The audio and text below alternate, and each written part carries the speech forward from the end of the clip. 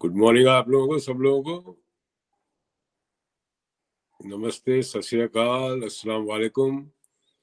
कुछ लोग पहले जुड़ जाए फिर अपनी बात रखते हैं। मेरे को बात करनी है अच्छे दिन और मेक अमेरिका ग्रेट अगेन। ये दोनों जुमले हैं क्या असली में, और इन्होंने क्या पैदा किया है पूरी दुनिया के अंदर, स्पेशली दो जो प्रजातंत्र के अंदर क्या पैदा किया है। बहुत पत्रकारों की बातें मैंने सुनी, रवीश कुमार जी की सुनी, सब लोगों की सुनी, रिपब्लिक चैनल पे भी मैंने देखा क्या बोल रहे हैं सब लोग। मतलब कहने की बात यह है कि जो लोग जिम्मेदार हैं वही आज अमेरिका की तरफ उंगली उठा रहे हैं। जो लोग अपने देश में जो आज की तारीख में हो रहा है, जो लोग जिम्मेदार हैं वो अमेरिका की तरफ उंगली उठा रहे हैं कि देखिए अमेरिका में क्या हो रहा है। अपना कीचड़ साफ नहीं कर पा रहे मगर दूसरे का कीचड़ में पहले नजर पड़ती है। तो थोड़े लोग जुड़ जाए फिर मैं अपनी बात रखता हूँ। और बहुत टाइम बाद में लाइव आया हूँ, करीबन 2-3 महीने बाद। वीडियोस रिकॉर्ड करके डाले जाते थे मगर लाइव नहीं आता था। तो कुछ लोगों को जुड़ने दीजिए, उसके बाद बात रखते हैं अपनी कि मैं क्या समझता हूँ। जो कि मैं पिछले 21 साल से अमेरिका में रह रहा हूँ और मैंने तो ऐसा नज़ारा कभी देखा नहीं अमेरिका के अंदर जहाँ आपने अपना इंडिया का फ्लैग ऐसे ऐसी एक्टिविटी में पार्ट ले रहा है जिसमें तो बिल्कुल भी कतई भी पार्ट लेना नहीं चाहिए। तो ये जो इसके अंदर बीमारी पैदा करी गई है, इसके जिम्मेदार कौन है इस बीमारी के? क्योंकि पिछले 50 साल में तो ऐसा कभी कोई इंसिडेंस हुआ ही नहीं है अमेरिका के अंदर कोई इंडियन की वजह से अपने अपने कंट्री का नाम बदनाम हुआ हो। दूसरे देशों की बातें अपन बहुत करते हैं, अपने पड़ोसी मुल्क की बातें बहुत करते हैं, मगर जो कल हुआ था सारा प्रोटेस्ट, उसके अंदर एक ही देश का फ्लैग था, एक तो अमेरिका का और दूसरा इंडिया का। बाकी तो डोनाल्ड ट्रंप का था, अंटीफा का था। बाकी इंडिया का फ्लैग वहाँ पे क्या कर रहा था ये अपनी समझ के बाहर है। और मेरे हिसाब से तो इंडियन गवर्नमेंट को उस आदमी के बारे में पता करना चाहिए था जी ये फ्लैग लेके वहाँ पे पहुंचे थे जनाब। और इनको उल्टा लटकाना चाहिए था कि भाई तुमने ये किस हैसियत से किया है पहली बात तो, और तुम्हें किसने हक दिया था कि हिंदुस्तान के फ्लैग का तुम इस तरह प्रचार करो जो कि बिल्कुल ही गलत है। और जो लोग चुप बैठे हैं आज की तारीख में भी वो चुप ही रहें तो बेहतर रहेगा। क्योंकि अगर आप लोगों का यही है कि जो चीज़ गलत हो रही है उसके सामने भी अगर आप लोग चुप रहेंगे तो अपने देश में फिर आगे जो भी कुछ होगा उसके जिम्मेदार आप ही होंगे। क्योंकि जिम्मेदारी तो सबको उठानी पड़ेगी। और देश की इज्जत से बड़ा तो कोई कोई भी नेता या कोई भी पॉलिटिकल पार्टी हो ही नहीं सकती। मैं तो शुरू से एक ही बात कहता आ रहा हूँ कि देश से बड़ा कोई नहीं हो सकता, ना कोई पॉलिटिकल पार्टी और ना कोई नेता।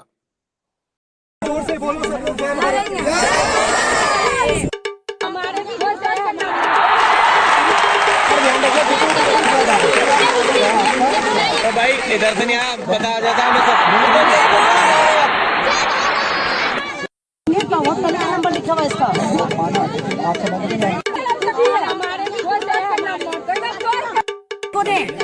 आपको दे एक बात जोर से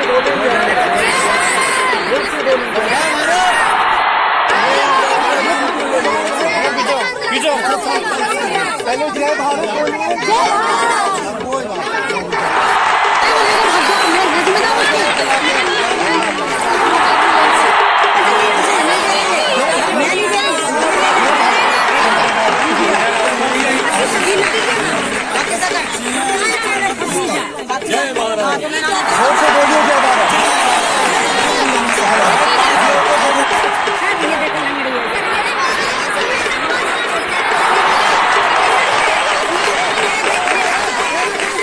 सुपरमेसी, और सुपरमेसी जहाँ भी होगी, जहाँ ह्यूमैनिटी होगी, वहाँ पे ह्यूमैनिटी को ही नुकसान पहुंचेगा। जंगल के अंदर भी शेर सुप्रीम है मगर वो चूहे को नहीं मारता है। शेर अपने से जो अपने से बराबर जानवर होता है उससे लड़ता है, मगर जहाँ पे सुपरमेसी आ जाती है वहाँ पे अपने से कमजोर को दबाया जाता है। उसको ये लोग सुपरमेसी बोलते हैं, चाहे वो व्हाइट सुपरमेसी हो चाहे वो सैफरन सुपरमेसी हो, it's one the same thing. और कहीं ना कहीं ह्यूमैनिटी बहुत बुरी तरीके से डिस्काउंट हो जाती है इसमें। ह्यूमैनिटी की कोई भी तवज्जो नहीं रहती है। और अपने देश में बड़ी चीज़ें कही जाती है, ये लोग अफीम खा रखे हैं, ये खा रखे हैं। यहाँ तो वाकई में ये लोग अफीम खाते हैं जिसको मैरवाना बोलते हैं, जो कुछ लोग इंडिया में आज भी इसको मैरिजुआना बोलते हैं। कुछ पत्रकारों को मैंने सुना है मैरिजुआना बोलते हुए, जबकि मैरिजुआना होता है। मैरिजुआना यहाँ पे तो पी के ये हरकत करी है, हमारे देश में तो बिना पिए ऐसी हरकत कर रहे हैं। तो आप सोच लीजिए कि अपना देश आज की तारीख में किस चौराहे पे खड़ा है। और बहुत ही दुख की बात है, स्पेशली जितने भी अप्रवासी भारतीय अमेरिका में रह रहे हैं उन लोगों को आवाज़ उठानी चाहिए और हिंदुस्तान की सरकार को ये रिक्वेस्ट करनी चाहिए कि भाई इस आदमी के बारे में पता करा जाए, ये आदमी कौन है जो वहाँ पे तिरंगा लेके चले गया था और किस हक से लेके गया था। अगर आपको अपनी आइडियोलॉजी से है तो आप अपनी पॉलिटिकल पार्टी जो वहाँ पे सैफरन सुपरमेसी को इतनी तवज्जो दे रही है उसका झंडा लेके जाए। इंडिया के झंडे लेने की आपकी औकात है नहीं, हिंदुस्तान के झंडे को उठाने की भी आपकी औकात नहीं है, उसके आसपास तो बहुत दूर की बात है। तो ये जिस आदमी ने करा वो मां जाहिल आदमी है और ये लोग ही देशद्रोही होते हैं। आज की तारीख में जिस तरह यहाँ पे रेडनेक्स ने किया है, देशद्रोही है, ये एंटी नेशनल है, ये सामाजिक तौर से और इनका आर्थिक तौर से इन लोगों का बहिष्कार होना चाहिए हिंदुस्तान में अंधभक्तों का। मैं बहुत बारी इस बात का जिक्र कर चुका हूँ, बहुत बारी, कि जब तक आप लोग इन लोगों का आर्थिक और सामाजिक बहिष्कार नहीं करेंगे इन लोगों की समझ भी नहीं पड़ेगी, क्योंकि ये एक तरह से ग्रुप है, एक कल्ट है, एक तरह से कल्ट है। यहाँ पे भी अंटीफा जो है वो एक कल्ट है। वैसे ही अपने अपने देश में जो सैफरन जो सुपरमेसी को तवज्जो दे रहे हैं, ये भी एक कल्ट है।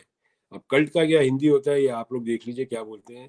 मैं एक तरह से और बोलता हूँ, एक गिरोह होता है, जैसे बिहार में गिरोह होता था, डाकू होते थे, एक डाकू दूसरे को मारता था, तो उसका उसका जो उसकी इम्पोर्टेंस बिहार में उसकी बढ़ जाती थी। वैसे ही यहाँ पे है।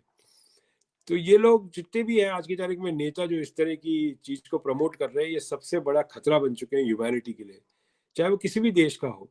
कि डेमोक्रेसी कभी सरवाइव कर ही नहीं सकती जब तक ऐसे जो नेता हैं वो लोग सरवाइव कर रहे हैं, उनकी पॉलिटिकल आइडियोलॉजी सरवाइव कर रही है। As a matter of fact कई लोग बड़े घुमा फिरा के बोलते हैं, मैं तो घुमा फिरा के कभी बोलता नहीं हूँ, मैं तो सीधे से बोलता हूँ, क्योंकि मैंने तो हरदम ये बोला है, मैं बात करता हूँ भारत की और आप लोग बात करते हो अपनी अपनी पॉलिटिकल पार्टी की, वहाँ पे अपना जो तालमेल है वो बिल्कुल ही बिगड़ जाता है।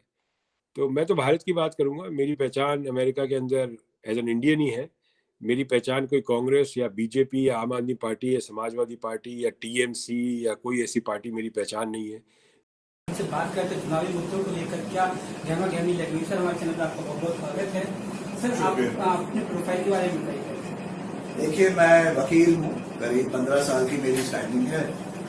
आईएएस हो गया, जुडिशरी हो गया, as well as law school से मैं जुड़ा हुआ हूँ, पढ़ाता भी हूँ। और अब पॉलिटिक्स में आए हैं सुधार लाने के लिए। ईस्ट दिल्ली मेरी कॉन्स्टिट्यूएंसी, जहाँ 25 लाख रेजिडेंट्स हैं, करीब 20 लाख वोटर्स हैं, उनके लिए मैं आया हूँ अच्छा करने के लिए। आपके प्रश्नों का उत्तर देने के लिए हमारे साथ स्टूडियो में मौजूद हैं अनुपम त्रिपाठी, जो कंज्यूमर लॉयर हैं। आपका स्वागत है हमारे स्टूडियो में।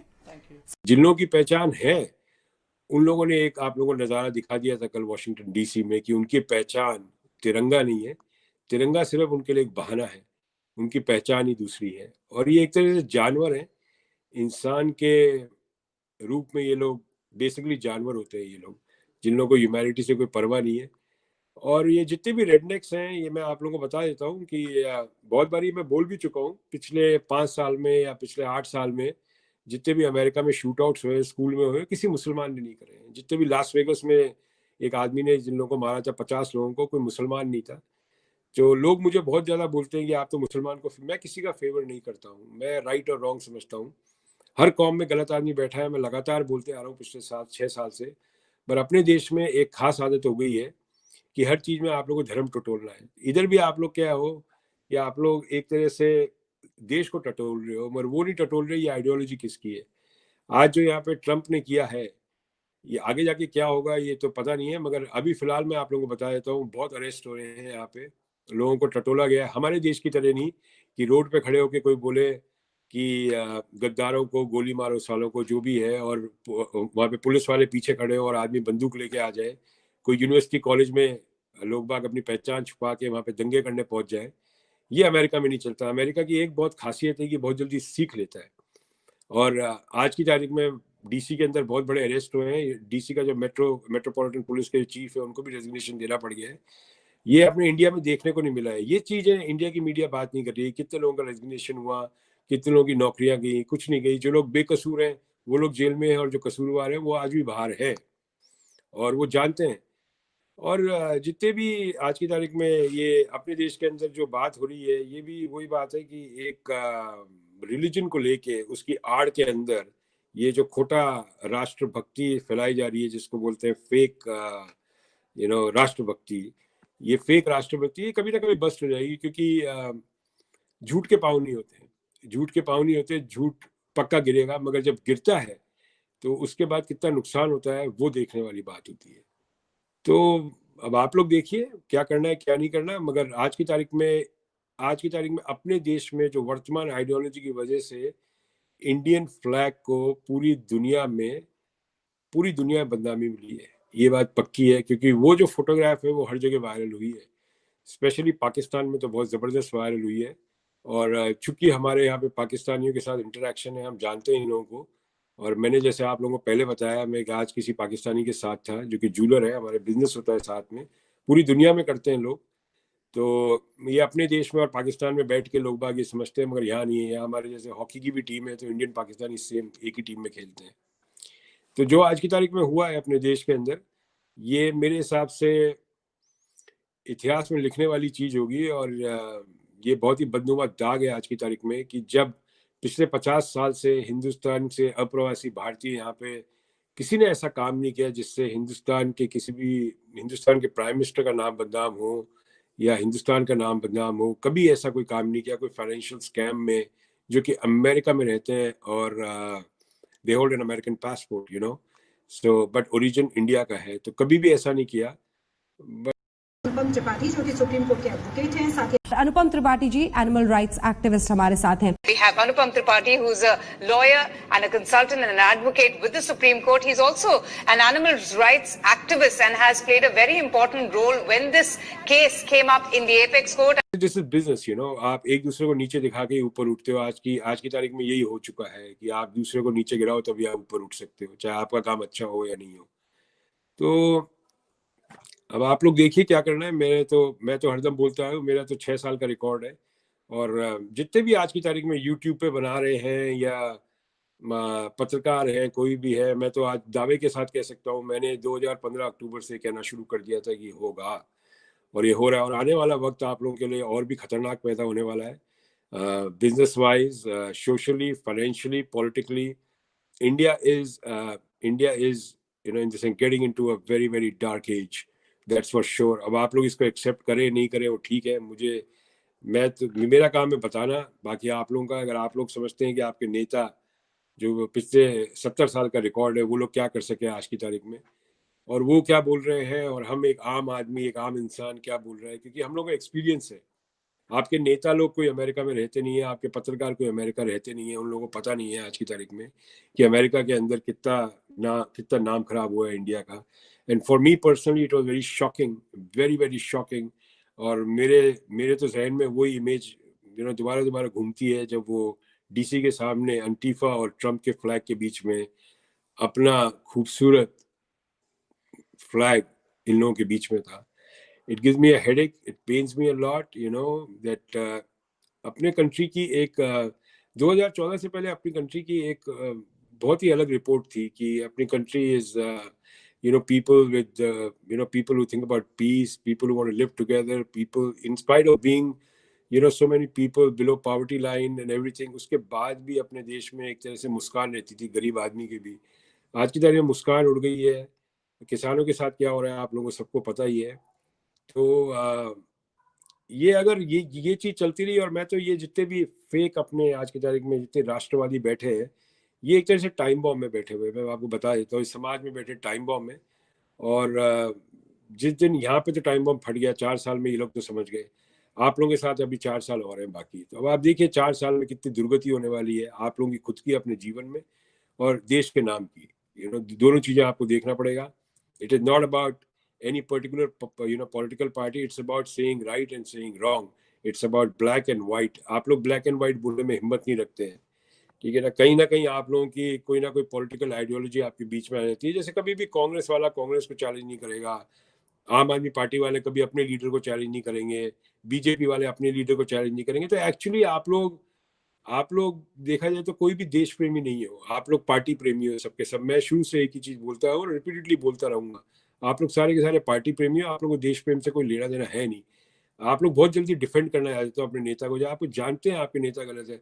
अब जैसे कांग्रेस के बारे में बोलते हैं, भाई 2014 से पहले पता नहीं कितना अब करोड़ों का हिसाब है, लाखों करोड़ों का, वो कांग्रेस वाले पूछते नहीं, भाई उस पैसे का तो हिसाब दे दो। वो डिफेंड करने आ जाएंगे अपने नेता को, बीजेपी वाले अपने नेता को डिफेंड करने। इस चक्कर में अपना देश नंगा हो रहा है, इस चक्कर में अपना देश नंगा हो रहा है, अपनी अपनी पार्टियों के और अपने अपने पॉलिटिकल जो आपके नेताओं की लुंगियां संभालने के चक्कर में देश अपना नंगा हो गया है। कभी आप सोच सकते हैं कि अगर इंडिया में ऐसी चीज हो और अमेरिका का फ्लैग आ जाए वहां पे बीच में, कभी आप लोगों ने सोचा है? कभी दिमाग लगाया आप लोगों ने इस चीज के बारे में? और मैं तो इंडियन गवर्नमेंट को फिर से अपील करूंगा कि इस आदमी के बारे में पता करा जाए। And another thing I want to tell you in this video, you know, maybe मैं हिंदी में बोल रहा हूँ बट ट्रांसलेशन हो जाती है, पहुंच जाता है। I must appeal to the president-elect, Mr. Joe Biden, and Kamala Harris, the vice president-elect, that, you know, the people who are coming from India, you must do their background checks and you must see their social media accounts, that what are these guys up to? Inki mentality kya hai? What mentality these people have? Because these people, if they are coming from India, these people will be very, very dangerous in United States of America, that's for sure. There is an organization which is known as HSS, which is in Houston, and I would appeal, you know, in the sense, appeal to the president-elect, Mr. Joe Biden, that you must, you know, in the sense, ban this organization. Because today, if you don't ban them, वो एक ऐसी चीज यहाँ पे बना देंगे जिसका कोई रिजल्ट नहीं मिलने वाला है, कुछ नहीं. End of the day, you know, 20 years down the line, America will be in a lot of problem, you know, because of these fellows. So जिसका भी आप कर रहे हैं, whoever you give the citizenship, and unfortunately I'll tell you one more thing, you know, जो भी यहाँ पे अप्रवासी भारतीय आता है, जो यूएस के सिटीजनशिप लेता है, वो ओथ लेता है यहाँ पे, वो ओथ लेता है यहाँ पे, और वो ओथ में ये कहा जाता है कि मैं डेमोक्रेसी को विदहोल्ड करूंगा under any circumstances of United states. Under any circumstances, I'm going to withhold the democracy of United States. Now, this man, he breached the oath. You know, he should be put in jail. जो भी था ये, इसको jail में डालना चाहिए. इसको पकड़ में आ जाएगा आदमी. इसको बड़ी बात नहीं है. There'll be so many cameras, and I'm sure that you'll be able to find this man, put him behind bars, put him behind jail, because this is not acceptable in the United States of America. 50 मुल्क के यहाँ बाशिंदे रहते हैं. सिर्फ हिंदुस्तान का ही flag दिखा वहाँ पे. पाकिस्तान का तो नहीं दिखा वहां पे फ्लैग, नेपाल का नहीं दिखा, बांग्लादेश का नहीं दिखा, टर्की का नहीं दिखा, ईरान का नहीं दिखा, लिबिया का नहीं दिखा. जिसको आप लोग समझते हो कि अमेरिका यहाँ पे हेट करता है ईरानीज को, यहाँ तो ईरानी की पूरे कस्बे बसे हुए एलए के अंदर, मगर कुछ लोग ये समझते हैं कि ईरान को हेट करता है. नहीं, मगर ईरान का फ्लैग नहीं दिखा, पाकिस्तान का नहीं दिखा फ्लैग, इंडिया का फ्लैग क्यों दिखा? तो शर्म आती है आज ये सब बोलते हुए. मतलब every day we are going down and down and down every day.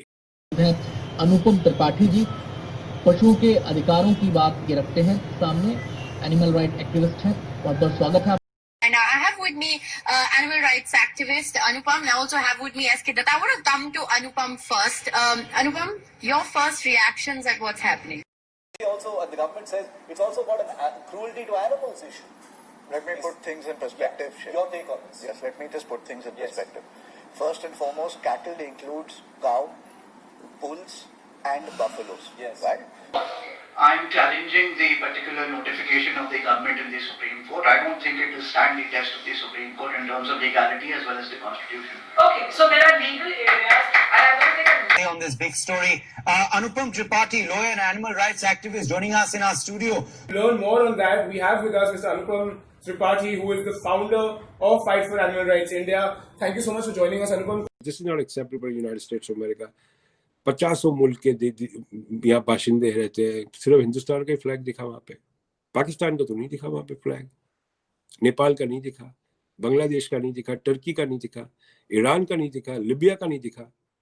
जिसको आप लोग समझते हो कि अमेरिका यहाँ पे हेट करता है ईरानीज को, यहाँ तो ईरानी की पूरे कस्बे बसे हुए एलए के अंदर, मगर कुछ लोग ये समझते हैं कि ईरान को हेट करता है. नहीं, मगर ईरान का फ्लैग नहीं दिखा, पाकिस्तान का नहीं दिखा फ्लैग, इंडिया का फ्लैग क्यों दिखा? तो शर्म आती है आज ये सब बोलते हुए. मतलब every day we are going down and down and down every day. ये रियलाइज कर लीजिए आप लोग. You know, thank you so much. How to launch an FIR? एक FIR को कैसे लॉन्च किया जाता है? My name is Anupam Tripathi and I'm an animal rights activist. prior to June 2015, I was a dog lover, a pseudo animal lover, an ignorant person, a hypocrite, a damn good lawyer, which I continue to be, but a lawyer specializing in commercial law practice. And I was not crazy. Just hold on to that thought and term for crazy. The subject matter may be such that you can find the best expert on in England. Whatever parties can decide. Otherwise, also, unless otherwise agreed by the party. So it's lending absolute flexibility. Why? Because arbitration, the ultimate. What are we seeking through arbitration? Speediness. Comma telegrams. Telegrams now. Who uses telegrams? But fine. Or other means of telecommunication, including communication through electronic means, which provide. Now this video में हम लोग बात करेंगे rights of arrested person के बारे में। जी हाँ, अगर आपको पुलिस अरेस्ट करती है तो क्या है आपके हक, क्या वो जरूरी कानून वगैरह है जो आपको जानने चाहिए। He had that opportunity, but he also did not exercise due care. We'll come to later for exceptions to all contributing entities.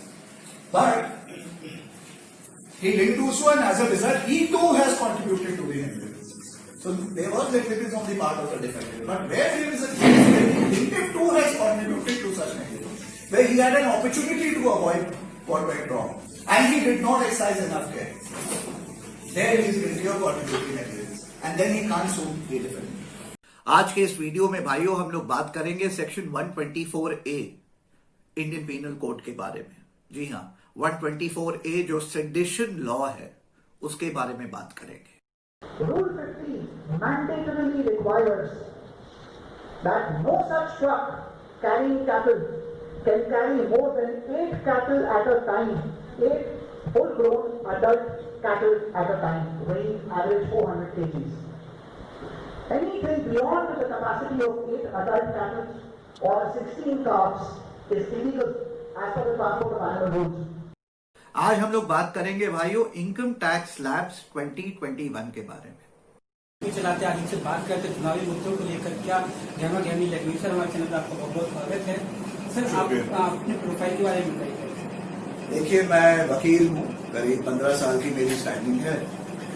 IAS हो गया, जुडिशरी हो गया, as well as law school से मैं जुड़ा हुआ हूँ, पढ़ाता भी हूँ।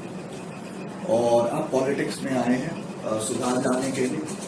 ईस्ट दिल्ली मेरी कॉन्स्टिट्यूएंसी, जहाँ 25 लाख रेजिडेंट्स हैं, करीब 20 लाख वोटर्स हैं, उनके लिए मैं आया हूँ अच्छा करने के लिए।